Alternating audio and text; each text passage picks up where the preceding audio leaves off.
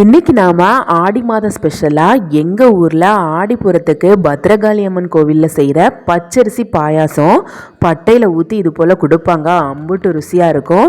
இதை எப்படி வீட்டில் செய்கிறதுன்னு தான் பார்க்க போகிறோம்.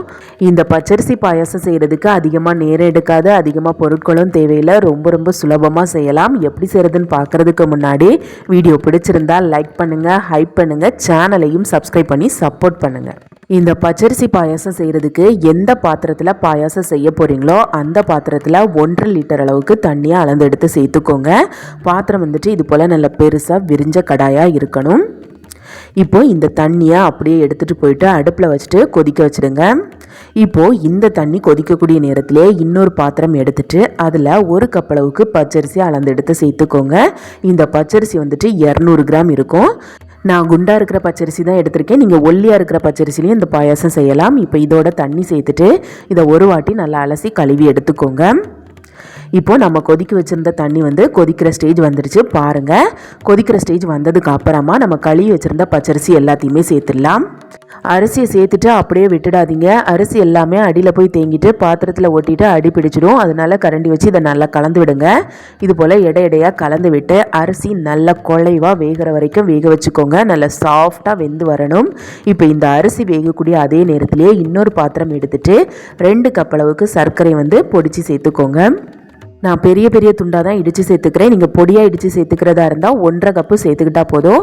இது 250 கிராம் சர்க்கரை. இப்போ இதோட 1/2 கப்பு தண்ணி சேர்த்துட்டு இதை அடுப்பில் வச்சுட்டு இந்த சர்க்கரை முழுமையாக கரைகிற வரைக்கும் இதை கலந்து விட்டு கொதிக்க வச்சுக்கோங்க. இதுக்கு பாகுபதம் எதுவுமே தேவையில்லை. இந்த சர்க்கரை முழுமையாக கரைஞ்சிட்டாலே போதும். கோவிலில் சர்க்கரையை இது போல் கரைச்சிலாம் சேர்க்க மாட்டாங்க, அப்படியே தான் சேர்த்துப்பாங்க. நம்ம வீட்டில் செய்கிறதுனால இது மாதிரி கரைச்சி நம்ம சேர்த்துக்க போகிறோம். இப்போது இந்த சர்க்கரை கரைஞ்சதும் அடுப்பு ஆஃப் பண்ணிவிட்டு இதை ஒரு பக்கமாக வச்சுக்கோங்க.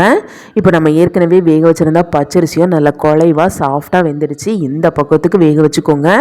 சரியாக வேகாத மாதிரி இருந்துச்சுன்னா ஒரு மத்து இல்லைன்னா உருளைக்கிழங்கு மசியல் வச்சு நல்லா கடைஞ்சி எடுத்துருங்க. கடைஞ்சி எடுத்ததுக்கு அப்புறமா கரைச்சி வச்சுருக்க சர்க்கரை பாகு எல்லாத்தையுமே வடிகட்டி சேர்த்துக்கோங்க. அரிசி நல்லா குழைவாக இருக்கணும். அப்போ தான் இந்த பாயாசம் சாப்பிட்றதுக்கு ரொம்ப ருசியாக இருக்கும். இப்போது சர்க்கரை பாகு எல்லாத்தையுமே சேர்த்ததுக்கு அப்புறமா நல்லா கரண்டி வச்சு கலந்து விட்டுக்கோங்க. நான் இது வெந்து வரும்போதே எக்ஸ்ட்ராவாக ஒரு 1/2 லிட்டர் தண்ணி சேர்த்துருந்தேன். ஏன்னா எனக்கு தண்ணி பத்தலை. நீங்களும் அரிசியை வேக வைக்கும்போது தண்ணி பத்தலைன்னா தண்ணி சேர்த்துக்கோங்க. இப்போ பாருங்கள், தண்ணி சேர்த்ததுக்கு அப்புறமா அரிசி வெள்ளை வெள்ளையாக தெரியுது. இந்த அரிசி இந்த சர்க்கரை பாகு எல்லாத்தையுமே உறிஞ்சி இது போல் கலர் மாறி வர வரைக்கும் இதை கொதிக்க வச்சுக்கோங்க. இந்த பச்சரிசி பாயாசம் பொங்கல் மாதிரி இறுகி இருக்கக்கூடாது, கஞ்சி போல் நல்லா தண்ணியாக இருக்கணும். அப்போ தான் இது ரொம்பவே ருசியாக இருக்கும். இப்போது இதோட 2-3 ஏலக்காயை இடித்து சேர்த்துக்கோங்க. கூடவே ஒரு துண்டு சுக்கையும் இடித்து சேர்த்துக்கோங்க.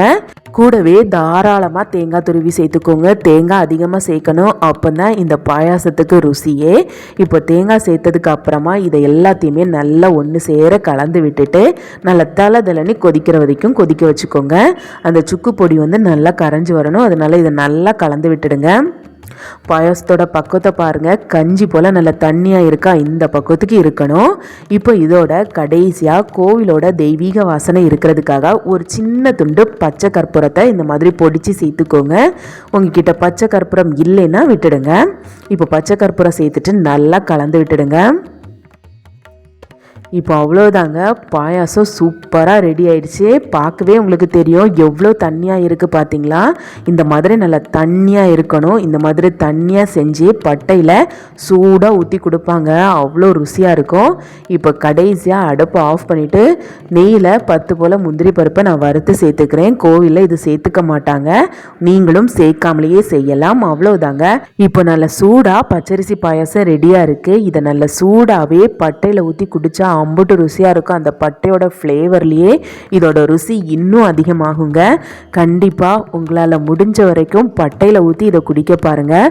பட்டைனா என்ன அப்படின்னு தெரியாதவங்களுக்கு சொல்கிறேன். பட்டைனா வேறு ஒன்றுமே இல்லை, பனை ஓலையில் செஞ்சது தான்.